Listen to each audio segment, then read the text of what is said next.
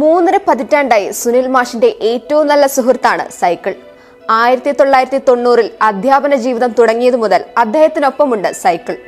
ദൂരം ചെറുതോ വലുതോ ആകട്ടെ, മാഷിന് സൈക്കിൾ യാത്ര തന്നെയാണ് പ്രിയം.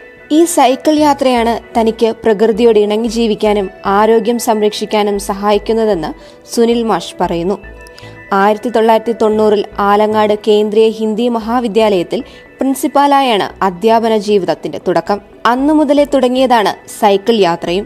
പിന്നീട് 2004-ൽ Kasaragod Mogral government vocational higher secondary സ്കൂളിൽ ഹിന്ദി അധ്യാപകനായി എത്തി.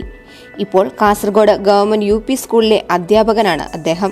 ഈ 53 വർഷത്തിന്റെ സർവീസിനിടെ ഒരിക്കൽ പോലും അസുഖം ബാധിച്ച് ആശുപത്രിയിൽ കിടന്നിട്ടില്ലെന്ന് അദ്ദേഹം പറയുന്നു. ഇപ്പോൾ താമസിക്കുന്ന പന്നിപ്പാറയിൽ നിന്ന് ദിവസവും 16 കിലോമീറ്റർ സൈക്കിൾ ചവിട്ടി കാസർഗോട്ടേക്ക് വന്നു പോകുന്നു.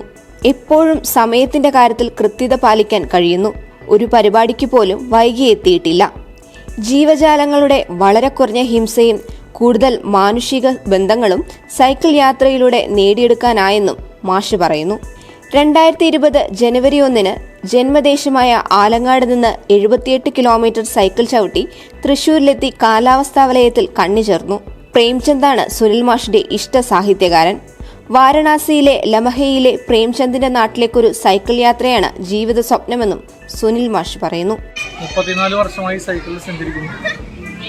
52 വയസ്സിനിടയിൽ ഇതുവരെ രോഗം ബാധിച്ച് ആശുപത്രിയിൽ കിടക്കേണ്ട സ്ഥിതി വന്നു. ഹിന്ദി സാഹിത്യകാരനായ പ്രേംചന്ദിന്റെ നാട്ടിലേക്ക് സൈക്കിളിൽ പോകണമെന്നാണ് അതിയായ ആഗ്രഹം. 4 സൈക്കിളുകൾ അദ്ദേഹത്തിന് സ്വന്തമായുണ്ട്. അതിലൊന്ന് അദ്ദേഹം വാങ്ങിയതും മറ്റു 3 സമ്മാനമായി പലരിൽ നിന്നും ലഭിച്ചതുമാണ്. ആലങ്ങാട് കേന്ദ്രീയ ഹിന്ദി മഹാവിദ്യാലയം പ്രിൻസിപ്പൽ PS ജയലക്ഷ്മിയാണ് ഭാര്യ. ലക്ഷ്മി, പ്രേംചന്ദ് എന്നിവർ മക്കളാണ്. 2001-ൽ എറണാകുളം ജില്ലയിലെ സർവശ്രേഷ്ഠ ഹിന്ദി പ്രചാരകനുള്ള പുരസ്കാരം, 2011-ൽ ഹിന്ദി പ്രചാരക സമിതിയുടെ സംസ്ഥാന ഹിന്ദി അധ്യാപക പുരസ്കാരം തുടങ്ങി നിരവധി പുരസ്കാരങ്ങളും അദ്ദേഹത്തെ തേടിയെത്തിയിട്ടുണ്ട്. സമകാലിക മലയാളം, കാസർഗോഡ്.